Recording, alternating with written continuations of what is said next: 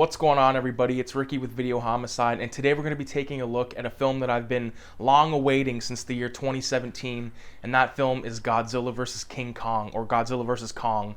Now, this movie's directed by Adam Wingard, who has done nothing of interest to me. I think he did one called You're Next, which is a horror film. I don't think I've checked that out. I'm pretty positive it's been on Netflix for a long time, but I just haven't checked it out. And I gotta admit, my hopes weren't that high with that film, or with this film, Godzilla vs. Kong. And the reason I say that is because I wasn't a big fan of the legendary film with the guy from Kick-Ass, like the first Godzilla film that they put out. Didn't think that was that shit hot. I thought Shin Gojira was pretty fucking cool. That was the Toho, which is the creating production company that founded the Godzilla character. So I think it was 2017 or 2016.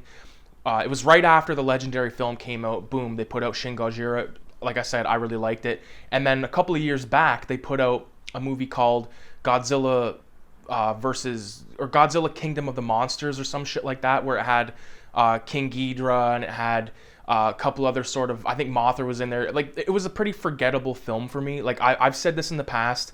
My love for the sort of, 70s era Godzilla films is I don't have that love anymore.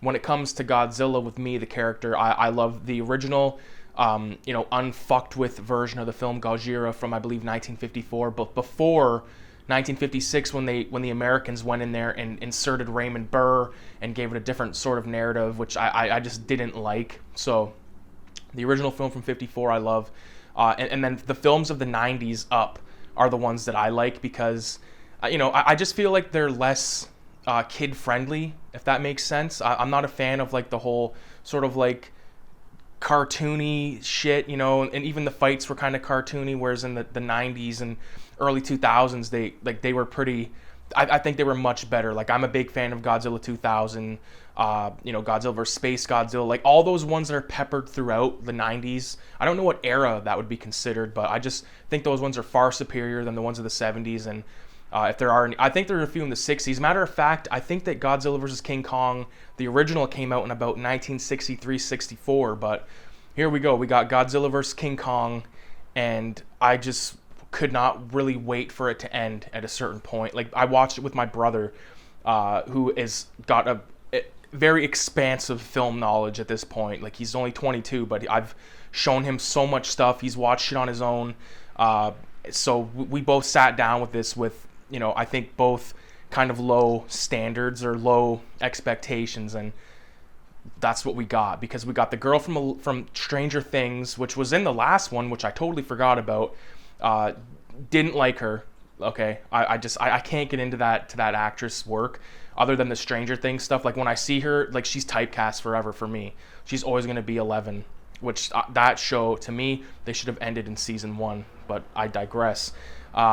The story of this one is Godzilla comes along and he starts going ape shit and taking stuff out in the city, and so this movie to me was dog shit, man. Like, there were some cool set pieces throughout the film, but it was just like, I fucking hated the guy that was the cop from the remake of Child's Play. I don't know what that actor's name is, but I could have went with, he was too like, I'm running a podcast and we're gonna uncover all the conspiracies. Hey, can you do an interview on my podcast? And I was like, how many times can they fucking say podcast in a movie? Then we got Eleven's friend, who's like this chubby, kind of, I don't know, like nerdy guy, who in the end, like, all of a sudden he's a fucking hacker, which came out of nowhere. But let's get to the stuff that I liked about the movie, because pretty much all the characters I thought were shit. I thought the whole idea of them going into this hollow earth was bullshit. Didn't like that. I think that there was some cool shots peppered throughout those sequences, but for the most part, I was like, come on, like, this is so stupid. And how they have King Kong on Skull Island, but in this sort of like, Jurassic Park 3 sort of place where they keep all the flying birds, but the roof, like the ceiling and all the way around, there's all these screens that make it look like he's outside, but he's really contained. And then at the end of the film, like, he's contained in the middle of the earth, and like this little girl that's deaf. Like, there was so much shit happening that I'm like, just get to the fucking monsters. Who cares what these people are saying? Like, well, I want to see, we've waited this long. You think that the CG or the fight scenes would be like just fucking kick ass. And granted, they were at points, but it was so much of like a, throwing fists. Like, Godzilla did not utilize his atomic breath nearly enough in this film. He could have taken King Kong out with one fucking how do you do right through him. You know what I mean? But I did like how King Kong had like this weapon that was it was almost like a very archaic axe, whereas the blade was made with like a Godzilla, sort of backbone, whatever you want to call that shit that's on his back. It's got a piece of that, so it's like an axe, and it charges up. It's got nuclear power, and I thought that was cool. But just to get into like the fights, here we go. So the first sort of meeting between King Kong and Godzilla happened in the middle of the ocean, when King Kong is being like, sent across the ocean in order to, help fight Godzilla off. And to me, it was just so unbelievable. They got King Kong on this fucking boat, and they got him all doped up, and then all of a sudden Godzilla approaches, and then King Kong, like the doped up part of him is totally gone. He's ripping the chains off, or no, I don't think he ripped the chains off. I think they just came off. Someone pressed a button and they came off. But anyway, didn't really like that. I wasn't a fan of the whole fight, because it was like King Kong was like jumping from like boat to boat, and the boat wasn't like buckling or anything. I just thought that was so bullshitty. I wanted to see some damage. I wanted to see King Kong lost in the middle of the ocean, fucking Quint style in Jaws. You know what I mean? When they're shaking and hollering, like, I want to see that. I want to see some of that shit. I want to see some sharks biting at fucking King Kong and while he's swimming around.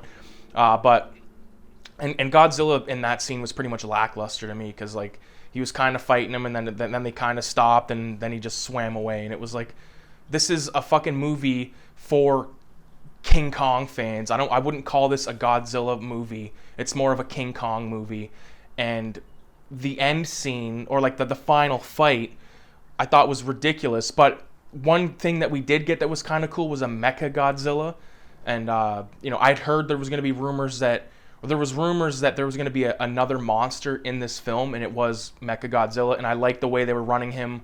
There was a guy that was like inside of one of King Ghidorah's skulls, and it was all hooked up to this computer, and he was like controlling them like that kind of thing, like telepathically. I thought that was really cool. I wanted more of that, but it just kind of went downhill, and then all of a sudden the Mechagodzilla kind of had a fucking mind of its own, and or an agenda of its own, like this whole government thing. They were crooked as hell, and you know how it goes with the people when it comes to these Godzilla films. Like, I've said this before in the past, when you watch Godzilla, you got like 20% Godzilla, 80% bullshit that you are not going to care about.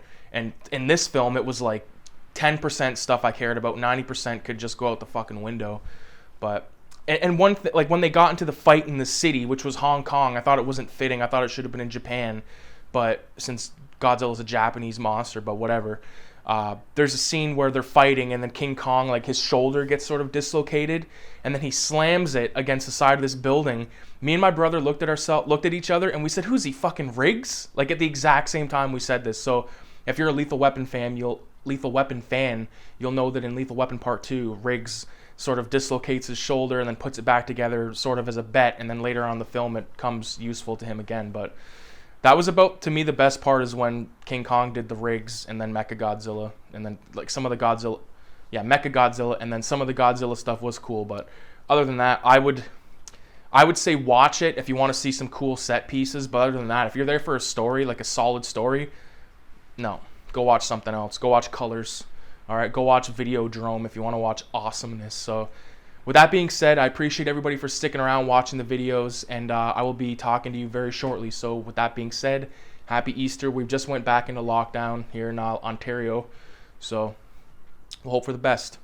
Adios.